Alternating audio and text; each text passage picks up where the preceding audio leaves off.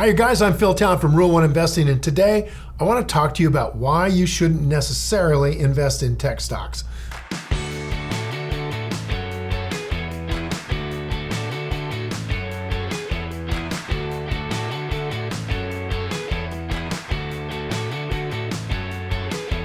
The thought of investing in tech companies or new technologies can be really appealing for everybody who'd like to quickly achieve major gains. I've done it myself. It's very, very compelling. It's a booming business on the rise, right? Well, technology has a few issues. It's historically been kind of a feast or famine section for investors with just gigantic slumps in technology, like the dot-com crash of 2000, which just wiped out entire companies. Here's the thing. Warren Buffett's often said that risk comes from not knowing what you're doing. And many of the factors that make tech investments so attractive are the same ones that can lead to their downfall. I've got 3 reasons why investing in tech can be an uncompensated risk for many, many investors. First, the technology industry is really tough to understand. Warren Buffett's advised investors to never invest in a business that you cannot understand. And although it's not necessary to be able to explain all the dynamics of, let's say, an internal combustion engine or a rocket ship in order to invest in an auto manufacturer or a SpaceX, it is important to have at least a basic understanding of the product, the service, the value of the company in which you're investing that it's offering to consumers. And for many tech companies, the question of, what creates your value is a really tough one to answer. During the dot-com boom, for example, lots of investors put their entire life savings into companies, and the business models on those companies were pretty weird, like just amorphous. I mean, who really knew? They lacked a clear path to their future profits. They're based, the investment price was getting based on clicks.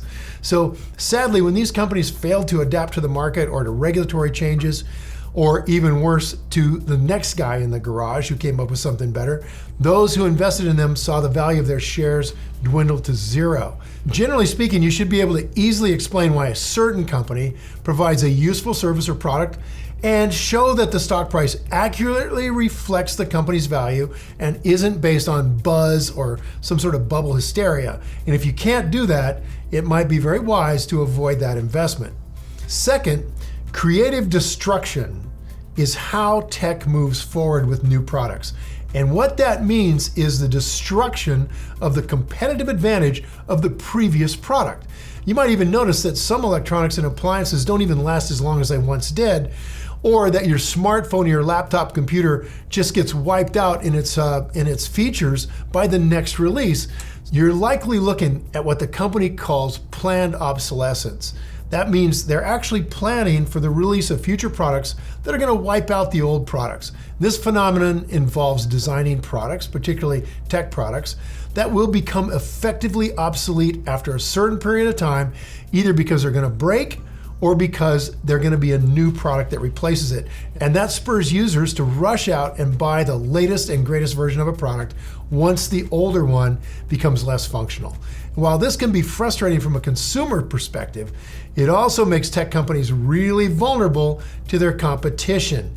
Companies that fail to anticipate future desire of customers or who are a few months behind releasing a new product or a new feature can lose their competitive advantage. Regaining user trust and loyalty can really be a steep uphill battle. Just ask BlackBerry. So you only have to look at the former titans of the smartphone industry, companies like Palm and Nokia. I owned all of them, by the way. And just see how quickly tech companies can go from the top of the world to just a nostalgic footnote in history. I mean, I would run out and I'd buy the latest version of every smartphone and dump the previous company. I didn't care about locking into that company all the way until the iPhone. And then I'm stuck with the iPhone. I love the iPhone. Now, predicting which of these companies are going to thrive and which ones are going to wither is all but impossible, even for world-class investors like Warren Buffett. And attempting to do so can be a major gamble with your hard-earned investment funds. Third, most tech companies are new and unproven, while well-established companies aren't exempt from market forces that can leave them struggling to maintain profits or asset value. Tech companies are even more vulnerable to these fluctuations because of their relative newness in the market. that means they really don't have a moat that can protect them. Most tech companies haven't been around long enough to prove themselves to investors or consumers, making it tough for experts to predict how they're going to fare or even whether they'll pull through during a market slump. So in general, you want to focus your investment money on established companies, ones that have made it through a few recessions relatively unscathed or even coming out of them stronger than ever. Because what this does is it shows the type of adaptability and staying power that can make these businesses strong, long-term investments. However, none of these factors mean that technology is completely off limits for investors. After all, Warren Buffett recently broke his no-tech streak by investing in IBM and Apple. Now, if you're interested in buying a few shares of a technology company, apply the rules that you would apply to any other investment. Do you understand the business? Does it have a definitive competitive advantage that's intrinsic and durable? Can you trust the management? And is it on sale? And if you can answer yes to all of these things, you may have just found a wonderful company. But I'll leave you this one word. Bill Gates told Warren Buffett back in the 90s he really should be investing in computers. And Buffett said, "Really? Why?" And Gates said, "Well, because they're going to change everything, Warren." And Warren said, "Well, they're going to change the way we chew gum." And Gates said, "No, I don't think they're going to change the way we chew gum." He said, "Okay, then Bill, you go buy computer companies. I will stick to gum companies." Now, I'd love to hear from you guys. Do you really think tech companies are risky investments, or, do you want to stick with gum? Leave a comment below with your answer and I'll be sure to follow up with you. And thanks for watching. Now go play. If you enjoyed this video and feel it was valuable in teaching you more about investing in tech, hit the like button and please share this video with your friends. And if you want, I'll provide you some more investing content. Just subscribe to my channel. And don't forget to click the button on the screen for a free gift. Thanks again for watching.